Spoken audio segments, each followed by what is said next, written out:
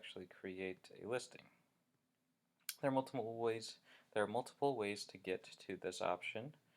First would be to go to the top right, add a new listing. Secondly, you could go down here and add a new listing down here. You can also view my listings over on the bottom left as well. So I'm going to go ahead and go to the left side and click on Add New Listing.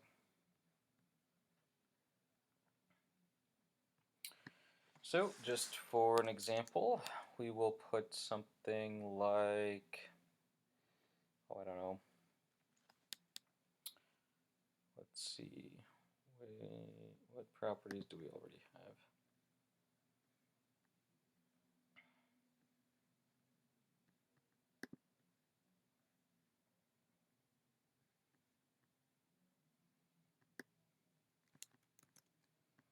We're going to go ahead and make a duplicate of 304 West Main Street.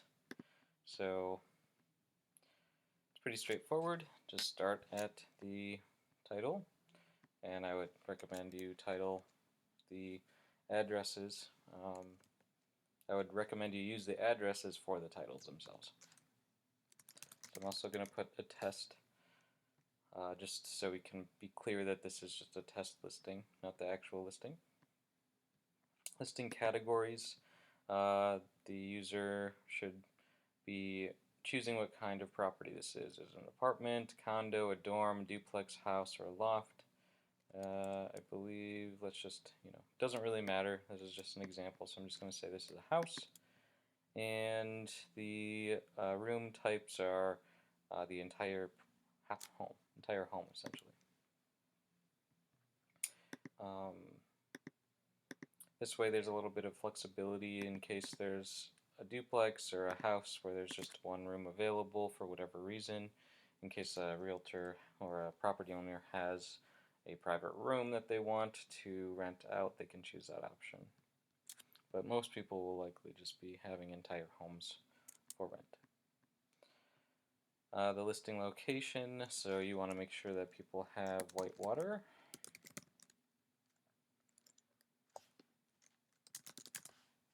Wisconsin.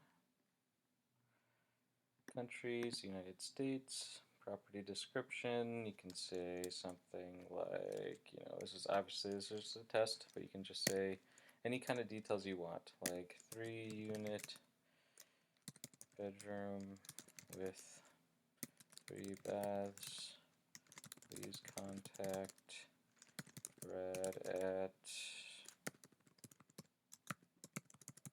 this phone number, schedule viewing. Affiliate link is mainly so that realtors can put a direct link to their own website on this page, such as larrick.com.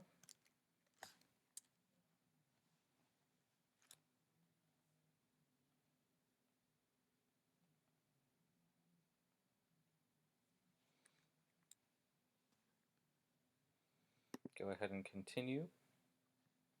And what we're actually going to be doing is we're going to be going through each of these steps to create a listing.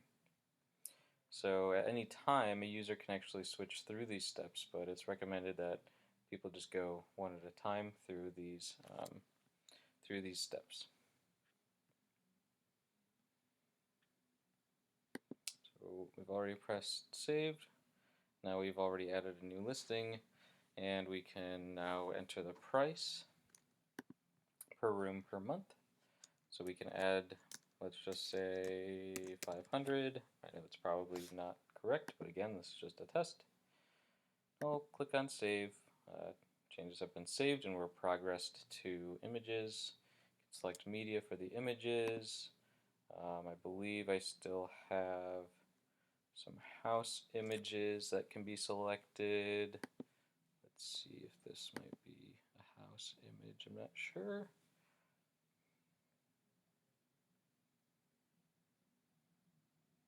Okay, good. So there's a house image. Users should click and upload at least 5 images of their properties. in order for the listing to be more presentable, and so users can really get a better idea of what they're looking at for each property. If a user has a YouTube video or Vimeo, I'd highly recommend YouTube. It's fairly simple and straightforward. Here is how you would enter that video ID. So for this example, I'm going to go to YouTube, and we're going to go to the College Housing Life video.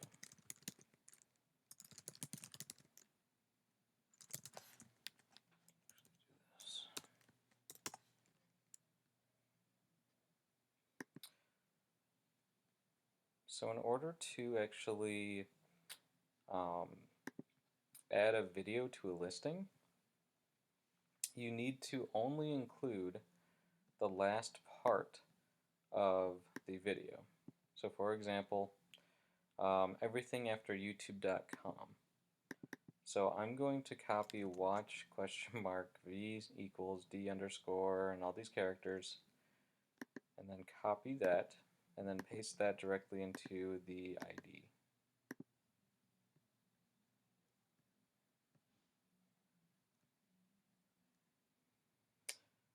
Virtual Tour is a much more advanced feature. It uses an iframe code. I would not recommend that users. What's going on? Oh my gosh. I would not recommend that you suggest users to use iframe codes.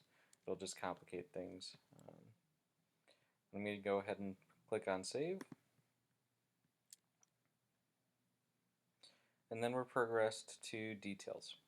So size in square feet, let's just say 1400, bedrooms, I think we said 3, bathrooms 3, parking type, we could just say parking lot, college year available, this will be available for 24-25 or 23-24. Outdoor facilities, this is an optional field. Most of these are actually optional. Optional services are also an optional field that any landowner can put in. You can also enter custom details. For example, if you wanted to list something like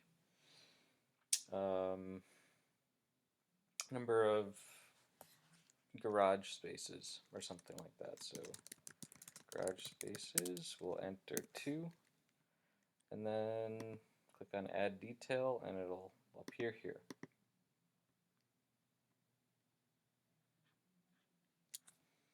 Smoking allowed? No. Pets allowed? No. Any other rules that are custom, like quiet hours between 10 p.m. and 7 a.m., something like that. This is just to give the listing creator flexibility. So we're going to go ahead and save, and then we're progressed again to location. So now you need to be pretty careful on exactly where this listing is. I'm going to go ahead and use the same address. So 304 West Main Street.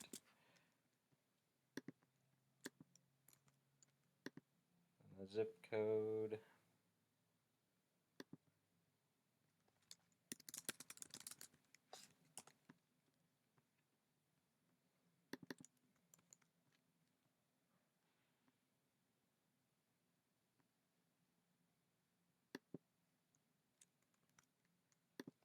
So Wisconsin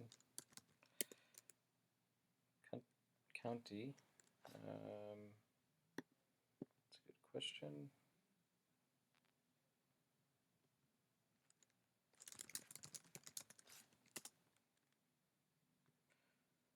It is in Walworth and Jefferson.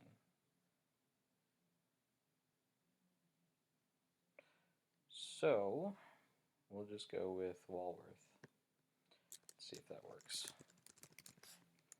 Now once you have this information, this pin should be located at this address once you click on place pin with address. So go ahead and click this.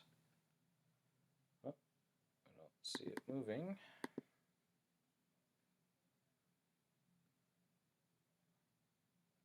Is this the correct address?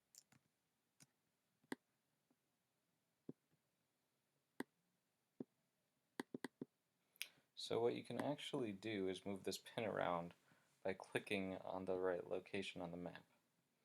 So if it's over here, like it actually is, you can go ahead and just simply click on the map and it'll move the pin. If you know the longitude and latitude, that can also be helpful, but hopefully this map works for most people.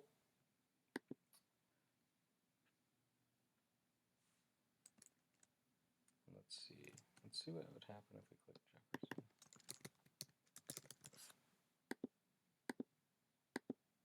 Nope. Okay, so we're going to go ahead and just click it on the map. That way it appears on the local map search properly. So we're going to go ahead and save.